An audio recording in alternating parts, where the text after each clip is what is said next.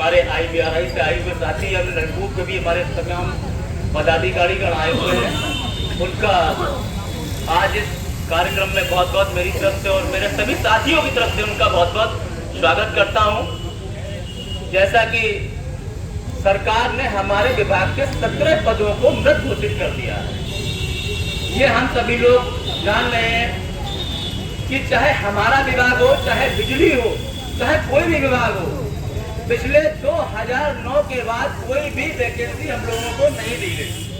जो हमारे रिटायर होते साथी चले गए उसके बदले में हमें दूसरा कर्मचारी नहीं दिया गया और धीरे धीरे एक हिसाब से देखा जाए तो धीरे धीरे विभाग ही खत्म होते जा रहे हैं। जैसा कि हमारे 17 सिंचाई विभाग में सबसे अगर प्रमुख विभाग की रीढ़ की हड्डी थी वो थी टीचपाल और टीच परवेक्टर, जो कि हमारे किसानों का सबसे बड़ा हितैषी थी वो कर्मचारी का, किसानों का भी कर्मचारी।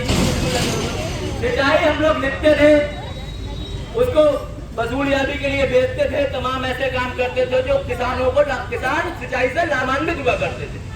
लेकिन ये सरकार द्वारा काला कानून जो पास किया गया है, इसमें किसानों को सिर्फ नुकसान के अलावा फायदा नहीं हो सकता।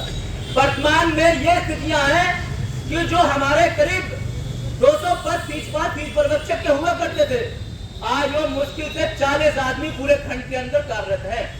और ऐसा ही नहीं, बिजली विभाग में भी अभी पिछले दिनों हमारे संविदा के साथियों ने हड़ताल की।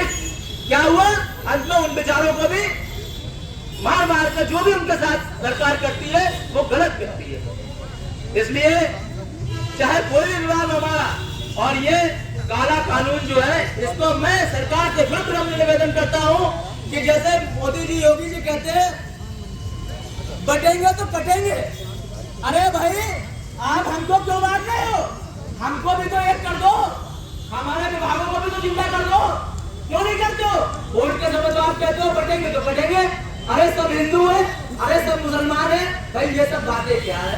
लेकिन इन विभागों को भी जिंदा रखो, इनको भी रखने की जरूरत है। अरे कर्मचारी आप भर्ती नहीं करेंगे, विभाग को खत्म कर देंगे तो आने वाली हमारी जनरेशन क्या करेगी भाई?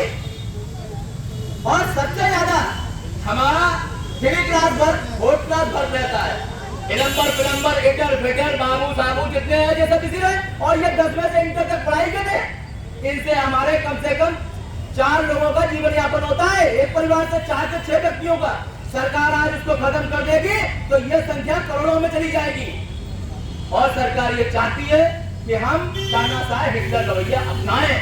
इसलिए मैं अभी सभी ट्रेड यूनियनों से, सभी साथियों से कहना चाहता हूं कि एकजुट रहे, जिसका हमें आगे लाभ मिल सके। और इस सरकार के खिलाफ हमें कड़ाई से पेश होना है और कड़ाई से लड़ना है। चाहे कोई भी ट्रेड यूनियन हो, किसी भी हो, हम एक दूसरे का कंधे में कंधा मिला के